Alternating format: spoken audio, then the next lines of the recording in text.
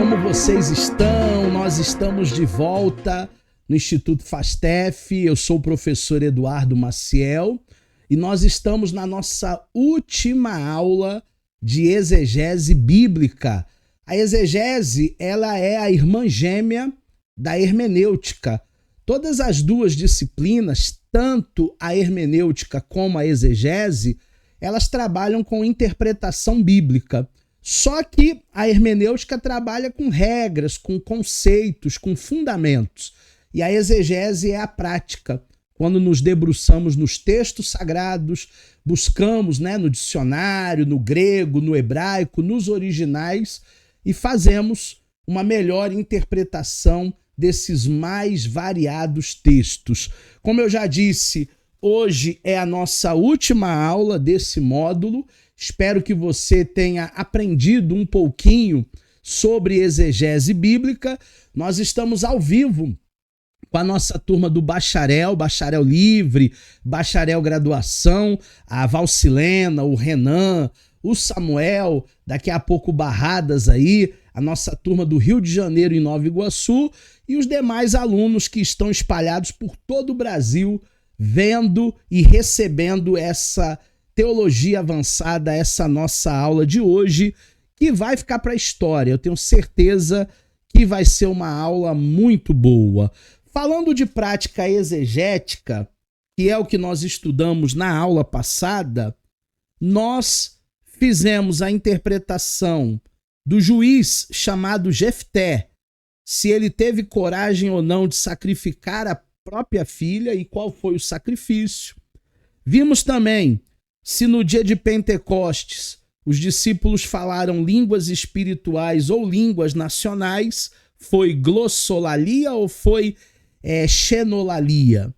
Nós vimos também como que Samuel, grande profeta, sacerdote, juiz, apareceu depois de morto para o rei Saul, através de uma feiticeira. Falamos também qual foi a profissão de Jesus.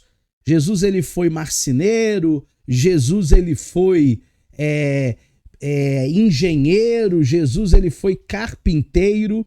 Vimos tudo isso na aula passada e se você não assistiu ou se você não prestou atenção em todos os temas, alguma coisa passou que você não conseguiu compreender, então assista novamente a aula que nós falamos, porque vai ser de suma importância para o seu conteúdo teológico. Hoje nós vamos fazer um pouquinho mais de prática de exegese, um pouquinho mais de prática exegética. E começamos com o 16º caso, porque até a aula passada, na verdade, nós vimos 15. Então hoje é o 16º. Começando por Mateus, capítulo de número 17, versículo 20. Eu vou pedir, se você estiver sem a sua Bíblia, busque lá a sua Bíblia para que a gente possa fazer uma boa exegese desse texto aqui de Mateus, capítulo 17, versículo 20. Na minha Bíblia, que está na minha mão aqui, eu já achei. Diz assim, 17:20. Jesus respondeu: porque a fé que vocês têm é pequena, mas eu lhes asseguro que se vocês tiverem fé do tamanho de um grão de mostarda, poderão dizer a este monte, vá daqui para lá, e ele irá, e nada lhe será impossível. Olha que revelação divina graciosa, olha que revelação divina grandiosa. O que nós vamos fazer hoje, nesse 16º caso? Nós devemos realmente ter fé do tamanho de um grão de mostarda, como Jesus falou? E se tivermos uma fé dessa envergadura, desse tamanho, nós seremos capazes de transportar os montes? Seremos capazes de transportar as montanhas? Esse tema é muito bom e nós precisamos analisar, por exemplo, o que significava um grão de mostarda naquela época. O grão de mostarda naquela época, ele não era o menor, ele era, na verdade, o menor dos grãos. Hoje já não é mais, tá? Hoje o menor dos grãos é a semente de morango. Mas como lá na Palestina antiga eles não cultivavam morangos, lá na Palestina há mais de 2000 anos atrás, a menor semente que havia era o grão de mostarda. O que Jesus está querendo falar nessa palavra? Que não importa se a nossa fé é uma fé grande, mas são nas pequenas coisas, como um grãozinho de mostarda insignificante.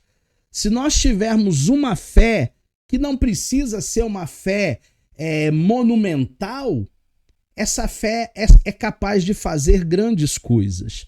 Como eu trouxe a informação, hoje nós temos o morango, que é considerada a menor de todas as sementes, o menor de todos os grãos. Mas na Palestina antiga não havia.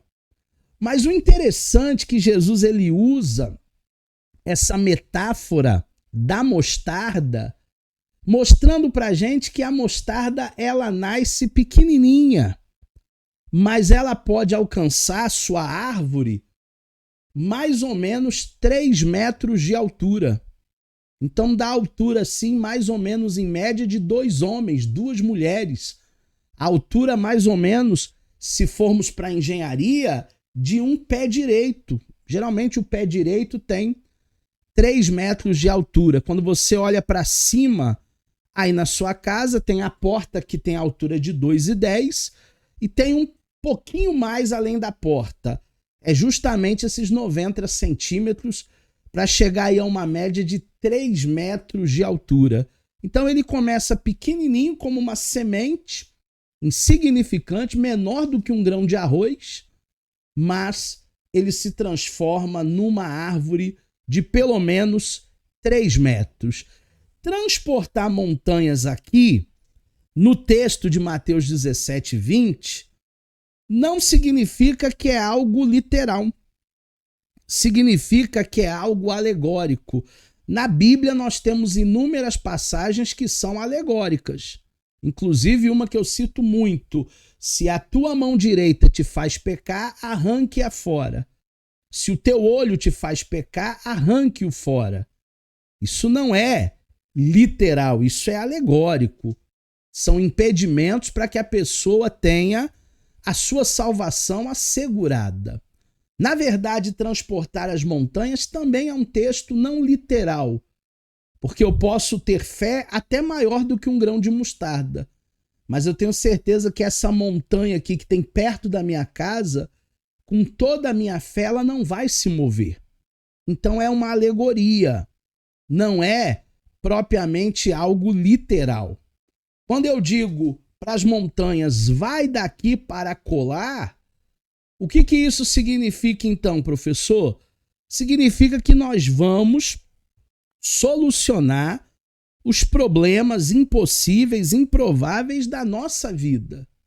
Por mais que esses problemas pareçam, muitas vezes, ser tão grandes como uma montanha, se nós tivermos fé, uma fé que pode ser pequena, nós seremos capazes de receber de Deus o impossível, o improvável.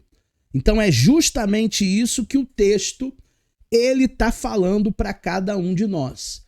Por isso que é importante fazer exegese para que a gente possa interpretar, investigar da melhor maneira. Temos o 17º caso aqui, o 17º texto. E o problema proposto é: o crente salvo, ele é batizado com fogo? O que vocês acham? Pode abrir o microfone aí, Renan, Valcilena, Samuel ou Barradas. Vocês acham que o crente salvo, ele é batizado com fogo? Quem quer opinar aí? Quem quer falar? Pode falar. que vocês acham? O texto que nós vamos ler daqui a pouco é o Mateus capítulo 3, verso 11. Mas antes da gente ler, eu quero saber de vocês se o crente salvo, ele é batizado com fogo. O que vocês acham?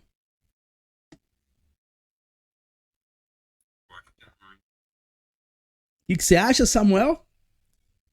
Eu acho que não. Samuel acha que não. Alguém acha que sim? O crente salvo é batizado com fogo? Valcilena tá balançando a cabeça. Eu acho que ela acha que não também. Vamos ver então o texto de Mateus, capítulo 3, versículo 11, fazer a nossa análise exegética. Eu os batizo com água para o arrependimento, disse João Batista. Mas depois de mim vem alguém mais poderoso do que eu. Está se referindo a Jesus. Tanto que eu não sou digno nem de levar as suas sandálias. Ele, Jesus, os batizará com o Espírito Santo e também com fogo e fogo. Então, se nós fizermos uma leitura, nós podemos acreditar, como muitos crentes acreditam, que o batismo com o Espírito Santo, ele é um batismo com fogo. Mas quando a gente começa a fazer exegese, nós não somos simplistas. A gente começa a fazer análise do texto, do contexto, o contexto remoto, o contexto imediato. E aí nós precisamos entender se batismo e fogo, nesta passagem específica de Mateus 3, são a mesma coisa. Vamos analisar o contexto? Vamos lá para o versículo 1 do mesmo capítulo? E naqueles dias surgiu João Batista pregando no deserto da Judéia. Ele dizia: arrependam-se, pois o reino dos céus está próximo. Este é aquele que foi anunciado pelo profeta Isaías. Voz do que clama no deserto, preparem o caminho para o Salvador. Façam veredas retas para ele. As roupas de João, elas eram feitas de pelos de camelo, e ele usava um cinto de couro na cintura. O seu alimento era gafanhotos e também mel silvestre. Ele vinha muita gente de Jerusalém, de toda a Judéia e também das regiões ao redor do Jordão, confessando os seus pecados. E eles eram batizados por João Batista no Rio Jordão. Quando viu que muitos fariseus e saduceus vinham para onde João Batista estava batizando, João disse para eles: raça de víboras, quem lhes deu a ideia de fugir da ira que se aproxima? Que nós temos uma pista, hein? O contexto aqui é uma ira que se aproximava de fariseus e de saduceus. Mas vamos lá. Versículo 8. Deem fruto que mostre o arrependimento. Não pense que vocês podem dizer a si mesmo: Abraão é nosso pai, pois eu lhes digo que dessas pedras Deus pode fazer surgir filhos a Abraão. O machado já está posto à raiz das árvores, e toda árvore que não der bom fruto será cortada e lançada no fogo. Será que esse fogo é o fogo do Espírito Santo? Ou será que esse fogo é o fogo da condenação? Antes da gente entrar nessa questão, eu quero trazer algumas curiosidades que a gente acabou de ler. João Batista ele comia gafanhoto e mel silvestre. O mel silvestre, que fazia parte da dieta de João, ele não era um mel de abelha, ele era um mel de tâmaras. Muito interessante essa dieta de João Batista no meio do deserto, vencendo todas as dificuldades, vencendo toda a escassez, vencendo tudo aquilo que o deserto pode proporcionar. O machado que ele cita aqui representa o juízo de Deus. A árvore vai ser cortada e os galhos, os ramos, vão ser lançados no fogo. Esse fogo não é o fogo do Espírito Santo. Esse fogo é um fogo condenatório. É o fogo do Seol, é o fogo do Hades, é o fogo do Geena. Agora, João Batista estava falando para quem? Ele estava falando para os saduceus, para os fariseus, que eram da época grupos religiosos, porém hipócritas. Gente que foi ali não para ouvir as palavras de arrependimento e salvação.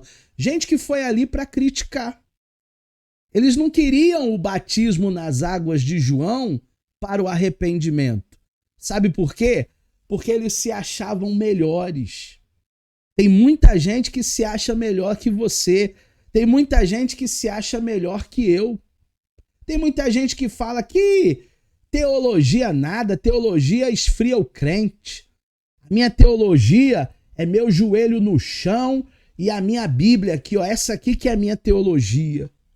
Porque eles se acham melhores do que eu e você, nos sentarmos numa sala de aula física ou virtual e passarmos a aprender durante 2 anos, durante 30 meses, coisas que a gente nem pensou em estudar. Existe gente tão arrogante, mas tão arrogante, que eles não conseguem sentar para aprender. Eles acham que sabem mais do que todo mundo. O fogo, nesse texto de Mateus capítulo 3, ele representa juízo de Deus.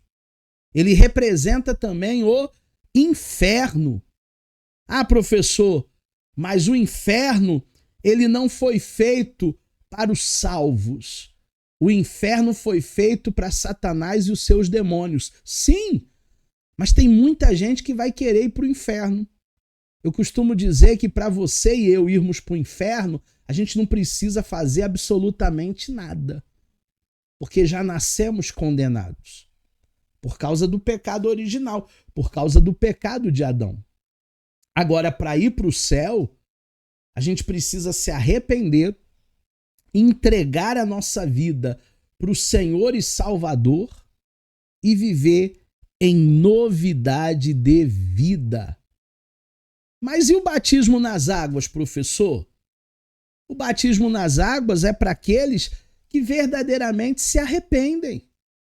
Eu, quando passei pelas águas, no dia 24 de novembro de 1991, eu sabia do que eu estava fazendo. Em 24 de novembro de 91, eu me arrependi dos meus pecados e eu passei a viver uma vida com Deus. Ah, mas e depois que uma pessoa é batizada, se ela voltar para a vida errada, para a vida rasa, se ela cometer alguns deslizes, não é melhor ela se batizar de novo? Não é melhor o rebatismo? Será que a Bíblia fala de rebatismo? Vamos lá para Efésios, capítulo de número 4. Efésios, capítulo 4. Eu passei aqui sem querer. Deixa eu voltar. Eu apertei o home aqui e voltou lá para o início. Mas eu estou voltando. Cheguei. Efésios capítulo 4, versículo de número 5. Será que se eu pequei, será que se eu vacilei, eu preciso me batizar de novo? Olha o que o texto sagrado diz aqui em Efésios, capítulo 4, versículo 5. Há um só Senhor, uma só fé, um só batismo e um só Espírito e Pai de todos, que é sobre todos, por meio de todos. Então não há necessidade, turma, de um rebatismo. Ah, mas quando eu for lá em Israel, eu vou querer me batizar lá no Rio Jordão. Não é um batismo, é um timbum. É uma experiência. Tudo bem, se você quiser ter essa experiência no Jordão, tenha a experiência no Jordão, dá um timbum lá. Mas, de fato, não é um rebatismo. Porque o batismo, dentro do simbolismo, é para o nosso arrependimento, para a remissão dos nossos pecados. Agora, o ímpio, ele também é batizado. Como? Com fogo, no sentido de condenação. Porque o ímpio rejeitou os preceitos de Deus por causa da sua impiedade, por causa da sua vida rasa, por causa de favores, por causa de benefícios. Tem muita gente que não larga o pecado porque é beneficiado em alguma coisa. E ele não quer largar aquele pecado de estimação. É momento de nós nos voltarmos para a luz, nos rendermos a Jesus e nos arrependermos. O batismo com fogo, ele aparece em Mateus capítulo 3 como condenação. Agora, em Marcos capítulo 1, o sentido já é outro. Do versículo 8 até o versículo 6, melhor dizendo, né? Até o versículo 8, vamos lá? Não aparece aqui o batismo com fogo, veja. Marcos 1, verso 6. E João vestia roupas feitas pelo camelo, usava cinto de couro, comia gafanhoto e mel silvestre, e esta era a sua mensagem: depois de mim vem alguém mais poderoso do que eu não sou digno nem de me curvar para desamarrar as correias da sua sandália. Eu os batizo com água, mas ele vos batizará com o Espírito Santo. Aqui não tem a informação do fogo, porque lá em Mateus é um fogo condenatório, falando diretamente para saduceus e fariseus. Aqui não. Aqui Marcos não está falando para uma comunidade religiosa. Na verdade, Marcos escreveu para os romanos. Mateus escreveu para os judeus, fariseus, saduceus. Então aqui o público-alvo é outro. Por isso que Marcos ele tira a menção do fogo, justamente porque o remetente era outro. Mas também podemos analisar Lucas nesse paralelismo. O que nós estamos fazendo aqui na exegese? Nós estamos fazendo o exercício do paralelismo, analisando os evangelhos sinópticos, Mateus, Marcos e Lucas. Quando você for levar uma mensagem para alguém, se essa mensagem tiver nos evangelhos, você vai ter que fazer esse exercício, vai ter que ler no teu estudo em Marcos, vai ter que ler em Mateus, vai ter que ler em Lucas. E às vezes até em João, que é o nosso paralelismo. Lucas 3,16. Vamos ver. João respondeu a todos: eu os batizo com água, mas virá alguém mais poderoso do que eu, tanto que eu não sou digno de desamarrar as correias da sua sandália. Ele vos batizará com o Espírito Santo e com fogo. Aqui João fala do batismo da condenação, assim como Mateus. Porque Lucas escreveu para os romanos. E o sistema romano era assim, com o sistema judaico. Então aqui existe sim a informação do fogo, desse batismo de condenação. Mas, professor, o Espírito Santo ele não pode ser usado como símbolo de fogo? Pode. Nós vimos isso em pneumatologia. Atos no capítulo 8, Atos no capítulo 10, Atos no capítulo 19 vão trazer o Espírito Santo sendo representado pelo fogo. Agora, não confundamos o batismo com fogo. Nós podemos falar do fogo como presença do Espírito Santo, mas nós não podemos falar do fogo como batismo de fogo. Porque batismo de fogo é condenação para saduceu, para fariseu e para hipócrita. Já o fogo do Espírito Santo é a presença de Deus que nós buscamos.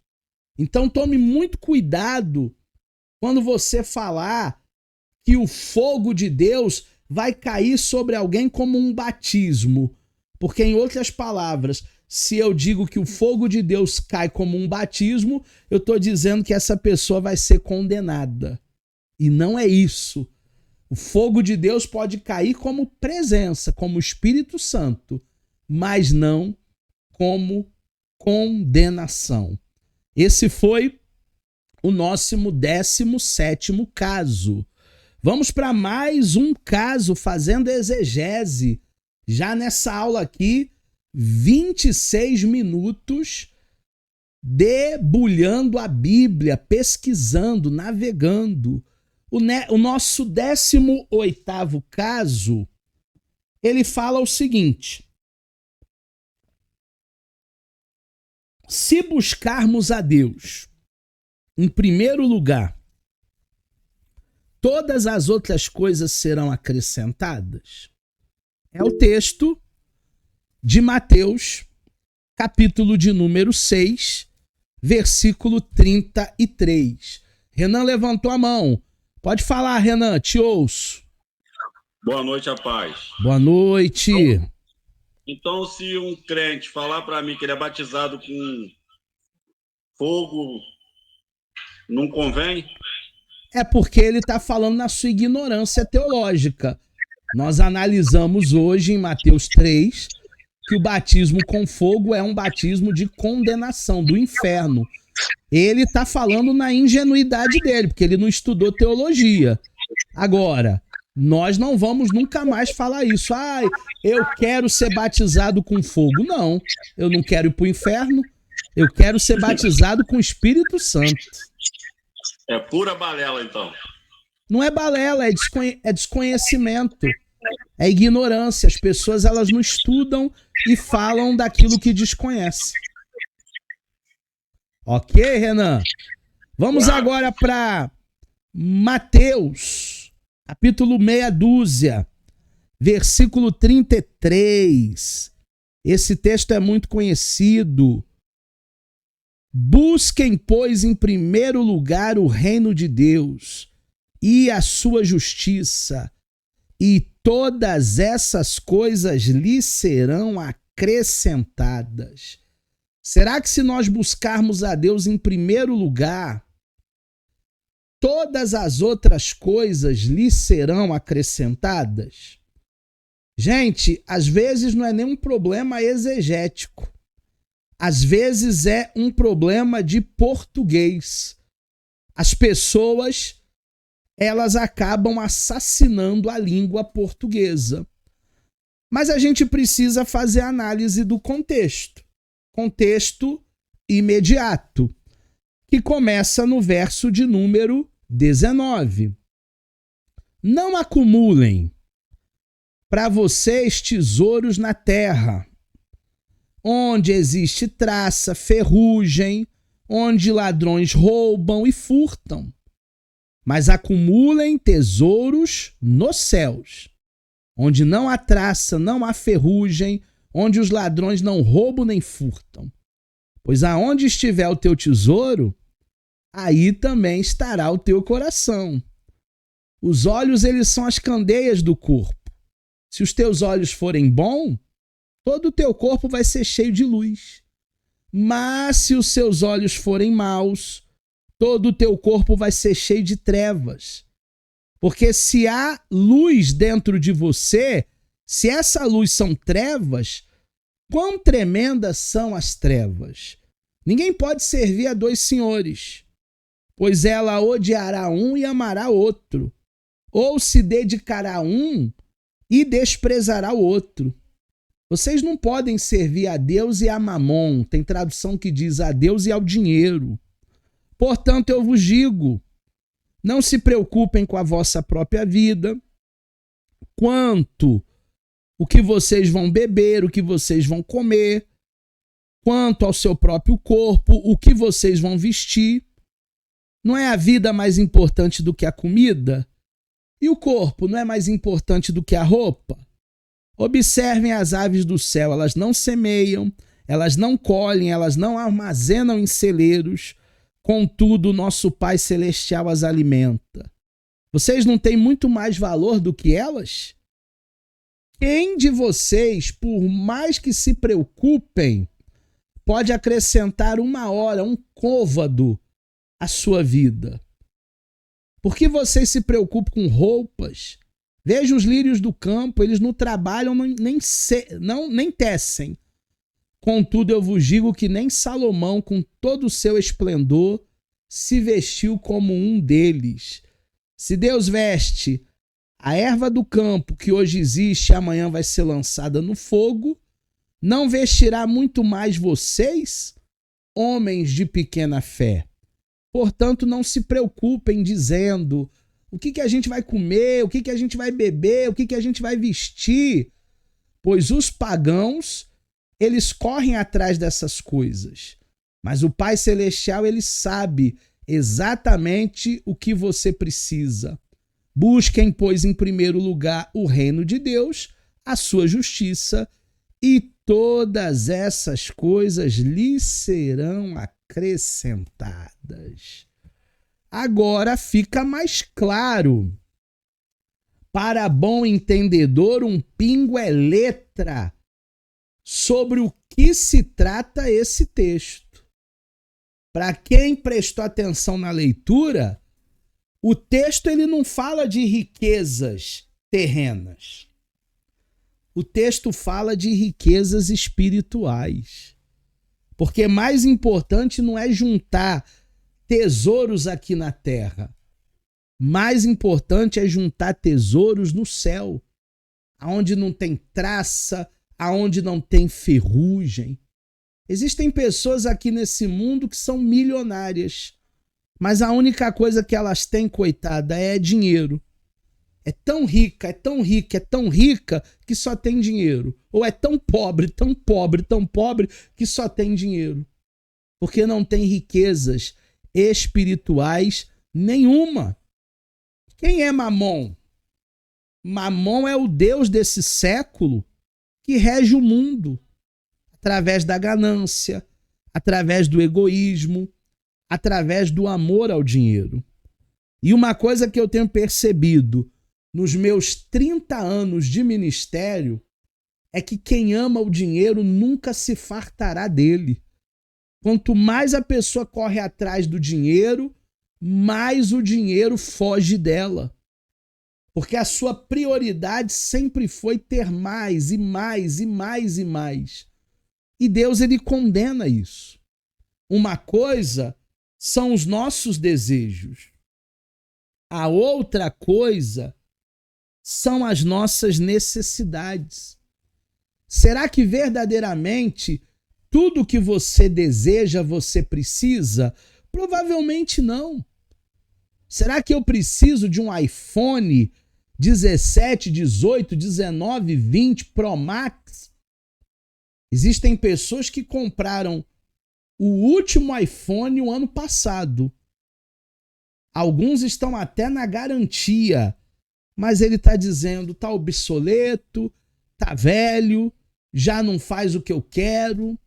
Na verdade, é uma insatisfação pessoal.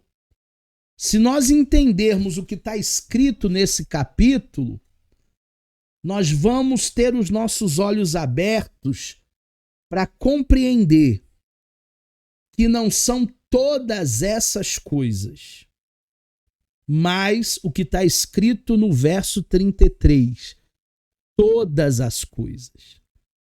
Tem uma grande diferença de todas essas coisas e todas as coisas. Todas as coisas é tudo. É carro, é casa, é apartamento, é viagem, é resort, todas as coisas. Agora, quando Mateus fala todas essas coisas, ele especifica. Num capítulo que fala de riquezas espirituais. Ah, professor, mas e as nossas necessidades? As nossas necessidades, elas são supridas por Deus. Alimento, vestimenta, água, são necessidades, são essas coisas que Deus ele vai prover. Agora, a minha vaidade, aquilo que é supérfluo, Deus não tem compromisso com aquilo que é supérfluo, com aquilo que não faz sentido nenhum. Veja Mateus, no mesmo capítulo, só que no versículo posterior aí. Portanto, não se preocupem com o amanhã, pois o amanhã trará as suas próprias preocupações. Basta a cada dia o seu próprio mal. Tem gente que tem uma visão ali tão pessimista, tão apocalíptica, que ela já está dizendo que o ano que vem vai piorar, que o dólar vai para R$10. Gente, não tenha essa visão apocalíptica, não. O nosso amanhã está na mão de Deus. Deus tem cuidado de cada um de nós. E um dos segredos para viver longe das ansiedades da vida moderna, da vida instagramável, é Filipenses 4:12. Abre lá. Em Filipenses, o apóstolo Paulo dá uma aula. Eu estou até para gravar um curso aqui sobre a prosperidade bíblica, baseada nesse livro do nosso pastor Carlito Paz. A vida bíblica, a vida biblicamente próspera. É um livraço. Eu tenho aprendido demais com esse livro aqui. De repente eu vou gravar até um curso sobre os 14 capítulos que nós temos nesse livro. Mas Paulo aqui dá aula. Filipenses 4:12. Sei o que é passar necessidade e sei o que é ter fartura. Eu aprendi o segredo de viver contente em toda e qualquer situação. Seja bem alimentado, seja com fome, tendo muito ou passando necessidade. Tudo posso naquele que me fortalece. Tá vendo quando a gente tira somente o texto isolado, tudo posso naquele que me fortalece, a gente faz um montão de heresia? Mas aqui Paulo está dizendo contentamento. A chave para uma vida próspera. A chave para uma vida plena.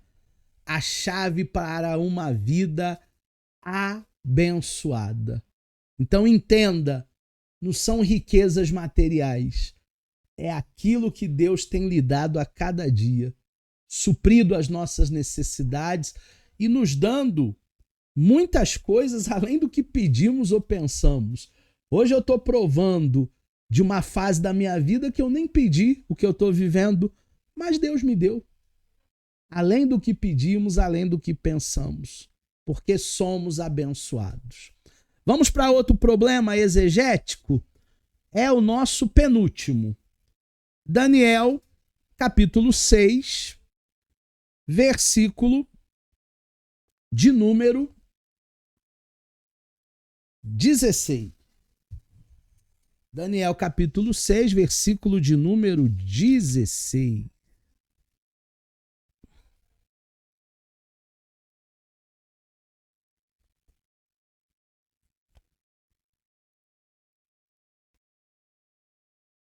Tô achando aqui, tô procurando. Daniel é um dos profetas menores, mas como a minha Bíblia tá novinha, as páginas estão grudando. Achei o Daniel, como não?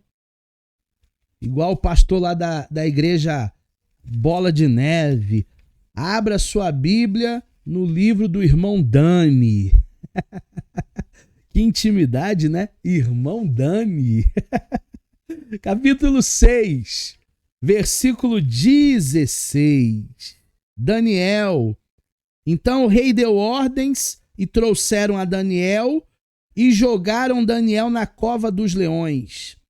O rei, porém, disse a Daniel que o seu Deus, a quem você serve, continuamente te livre. Daniel foi jogado na cova dos leões. Isso aí todo mundo sabe. Mas com quantos anos? Qual foi a idade que o Daniel foi lançado na cova dos leões? Talvez o Renan pergunte, mas para que saber a idade, professor? Por que essa dúvida surge? Porque nos filmes que a gente assiste, nas séries que a gente vê, nos desenhos que a gente passa para as crianças, o Daniel ele é bem jovem ali na cova dos leões. O Daniel ele é um jovem adulto. Nos desenhos, nos filmes, nas séries, eu coloco o Daniel ali com uns 20 anos.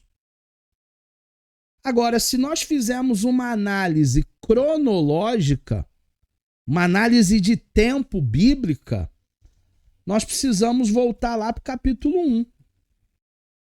E no capítulo 1 de Daniel, no verso 4, abre aí sua Bíblia. Diz assim, ó, Daniel 1,4, fazendo análise cronológica bíblica. Jovens, sem defeito físico, de boa aparência, cultos, inteligentes, que dominassem vários campos de conhecimento e fossem capacitados para servir no palácio do rei. Ele deveria ensinar-lhes a língua e a literatura dos babilônicos. Esses jovens aqui, um deles, que foi levado como cativo na primeira leva para a Babilônia, para aprender a língua, aprender a cultura, foi Daniel. E ele foi levado no início do cativeiro babilônico. E ele era um jovem. Ele tinha aproximadamente, por baixo, tá? Vou jogar bem por baixo. Ele tinha aproximadamente por baixo entre 10 anos de idade a 15. Tô colocando bem lá embaixo a idade do Daniel, tá? Quando ele chega na Babilônia, na primeira leva, ele tem no máximo 15 anos. Só que, quanto tempo durou o cativeiro babilônico? Vamos lá para Jeremias, que também é um dos profetas maiores, o profeta chorão. No capítulo 25, no versículo 11, quanto tempo durou o cativeiro babilônico? 25, verso 11.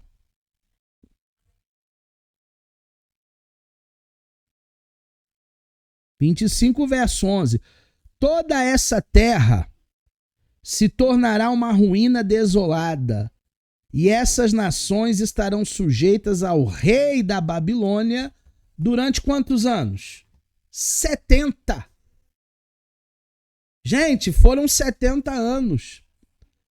Os 12 capítulos de Daniel não foram 12 dias, não foram 12 semanas, não foram nem 12 anos. Os 12 capítulos do livro de Daniel foram 70 anos de cativeiro. Eu nem sei o que é 70 anos, eu não cheguei lá ainda.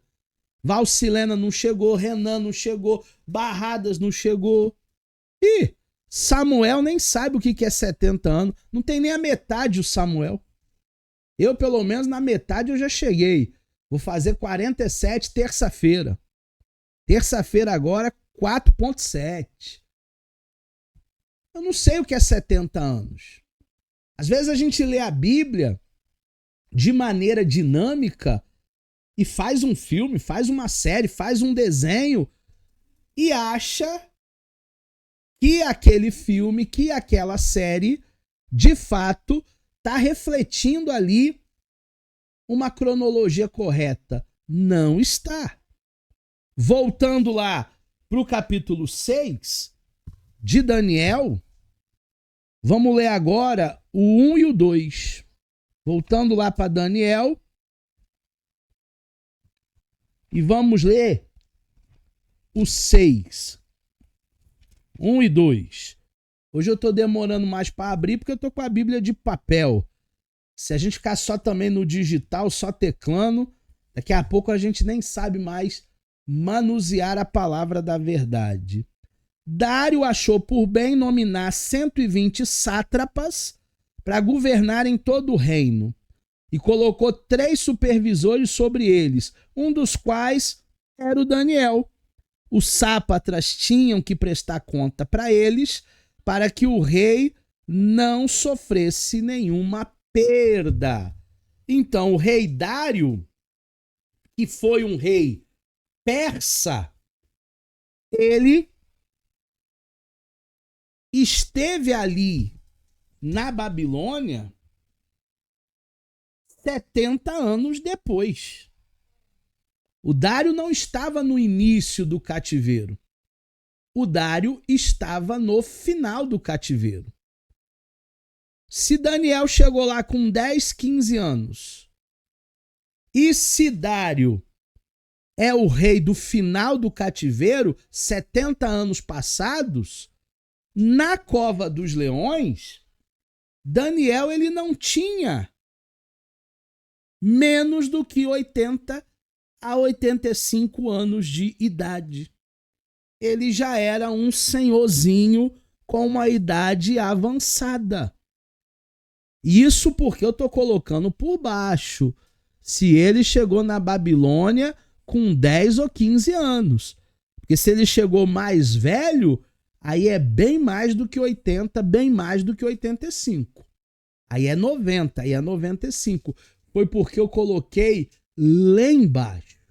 Então, na cova dos leões, Daniel já era um idoso. Diferente daquilo que nós vemos nos filmes, nas séries, nos documentários.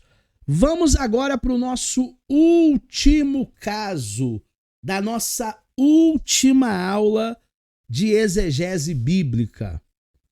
Porque os tímidos não serão salvos? A pessoa que é tímida, igual esse menino aí, no meio da multidão ali com um recato, um medo, ele não vai ser salvo, esse garoto?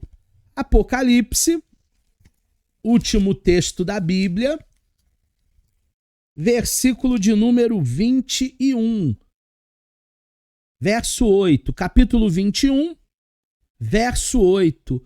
Mas os covardes, os incrédulos, os depravados, os assassinos, os que cometem imoralidade sexual, os que praticam feitiçaria ou idolatria, os mentirosos, o lugar deles será no lago de fogo que arde com enxofre, e essa será a segunda morte.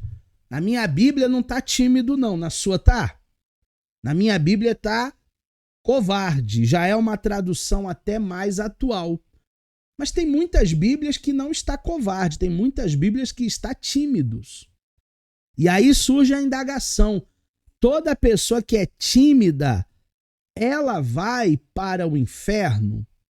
Gente, a Bíblia ela apresenta uma lista de pessoas que não vão herdar o reino dos céus. Inclusive, no próximo capítulo aí, no versículo 15, veja essa lista. Fora ficarão os cães, fora ficarão os que praticam feitiçaria, os que cometem imoralidades sexuais, os assassinos, os idólatras e todos aqueles que amam e praticam a mentira. Então, essa lista aqui é uma lista que nós temos que ter um certo temor para que não estejamos enquadrados em nenhum tipo dessas coisas. Primeiro aos Coríntios, o apóstolo Paulo, no capítulo 6, também faz uma listinha dele. No versículo 9 e no versículo 10. Vocês não sabem que os perversos não herdarão o reino de Deus? Não se deixe enganar. Nem os imorais, nem os idólatras, nem os adúlteros, nem os homossexuais, passivos ou ativos, nem os ladrões, nem os avarentos, nem os alcoólatras, nem os caluniadores, nem os trapaceiros herdarão o reino de Deus. Assim foram alguns de vocês, mas vocês foram lavados, santificados, justificados pelo nome do nosso Senhor Jesus Cristo. Então, Paulo, ele só fala o que está, de fato, na mente de Cristo, na palavra de Deus.